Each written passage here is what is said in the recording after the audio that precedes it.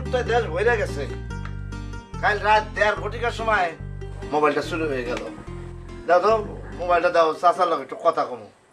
চা বিস্কুট কলা বাকিতে খাও, বাকি দিন ঠিক আছে। মোবাইলে কিন্তু বাকিতে কথা কওয়া যাবে না। আর শোনো, আমার মোবাইলে কথা কইলে শর্ত প্রযোজ্য। আরে দেও তো, এত কথা কাও কেন? পরে কিন্তু ঝামেলা করবা না। আরে ঝামেলা করুম না, দেও। এই নাও।